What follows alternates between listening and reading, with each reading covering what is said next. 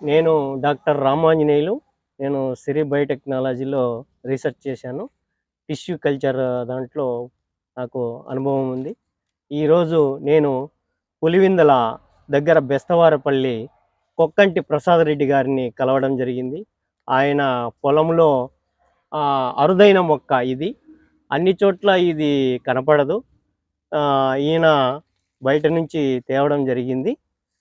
చెన్నై నుంచి తెచ్చింది. ఇది అప్పట్లో 1400 రూపాయలతో ఆయన తీసుకురావడం జరిగింది.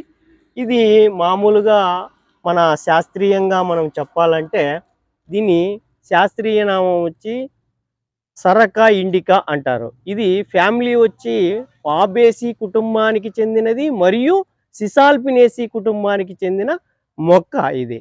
ఇది అశోకవన శ్రీలంక ప్రాంతంలో ఎక్కువగా పెరిగే సీతాదేవి దాని కింద ఉన్నప్పుడు ఆ రామాయణ చరిత్రలో భాగంగా ఆ చెట్టు కింద ఉండడం వల్ల ఆమెకు ఆ దుఃఖం అనేది లేకుండా పోయిందనేది మన రామాయణ గాథలు మనకు తెలియజెప్తున్నాయి. తర్వాత ఈ మొక్క పెట్టి ఎన్ని రోజులైంది ఏం కథ అని రైతుని తెచ్చుకున్నారు. ఏమో సార్, మీరు ఎక్కడి నుంచి తెచ్చారు ఈ మొక్క? చెన్నై నుంచి తెచ్చారు. ఎన్ని సంవత్సరాలు అయింది? ఇప్పుడు 15 లేదు. బాగా పెరుగుదల. ఫ్లవర్స్ ఎన్ని సంవత్సరాలకు వచ్చినాయి? పూలు 4 ఇయర్స్ నుంచి. దీని కాయలు ఏమన్నా కింద పడుతుంటాయి. విత్తనం మొలకెత్తేది ఏం లేదా? మొలకెత్తడం లేదు. మొలకెత్తాయి మనం చూసేది లేదు. ఓకే, ఎవరైనా కావాలంటే పెరకమండి అంటాం, రాలేదు. కానీ ఈ మొక్క విత్తనాలు ఎక్కడైనా ఈ చుట్టుపక్కల ప్రాంతంలో వ్యాప్తి చెందినాయా? చెందలేదు. నీకు తెలిసి నువ్వు ఎవరికన్నా కానీ అడగలేదు, ఇవ్వలేదు. ఓకే.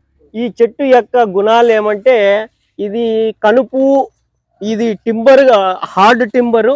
ఈ టింబరు బాగా గట్టిదనంగా ఉంటుంది. తర్వాత ఆకులు అనేటివి ఇది సమ ఉజ్జిగరంగా ఉంటాయి, అంటే అటువైపు ఇటువైపు ఉంటాయన్నమాట. ఇది ప్యారీ పిన్నేట్ అంటారు. ప్యారీ పిన్నేట్ అంటే రెండు సమానంగా ఆకులు ఉండడాన్ని ప్యారీ పిన్నేట్ అంటారు. ప్యారీ అంటే రెండు కలిసి ఉండడం అనమాట చివర్లలో. ఇట్లా ఆకులు ఈ విధంగా ఏర్పడి ఉంటాయంటే మామూలుగా కొన్ని చోట్ల అయితే ఆల్టర్నేట్ ఉంటాయి. ఇవి ప్యారీ పిన్నేట్ సరి సమానంగా ఉంటాయి. ఈ ఆకు ఏ విధంగా ఉంటుందో దానికి ఆపోజిట్ లోనే ఆకు ఉంటుంది.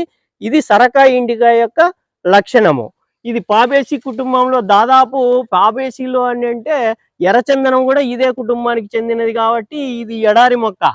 ఎడారిలో అయినా ఎటువంటి ప్రదేశంలో అయినా ఇది పెరగగలిగే శక్తి దీనికి ఉందన్నమాట. దీనివల్ల ఇది ఇంకా ఈ స్త్రీల వ్యాధుల యొక్క బ్లీడింగ్ కానీ, తర్వాత క్యాన్సర్ గడ్డలు కానీ, పీసీఓడి కానీ, దీంట్లో దాని యొక్క బార్కు అంటే బెరడును కషాయంగా కాసుకొని తాగడం వల్ల కూడా చాలా మంది ఈ యూరిన్ అంటే మూత్ర వ్యాధులకు సంబంధించింది చాలా నివారణ ఉందని మనకు లిటరేచర్ అనేది చెప్తా ఉంది. చాలా అద్భుతమైన మొక్క ఈరోజు ఈ పులివెందుల ప్రాంతంలో మనం చూడడం జరిగింది.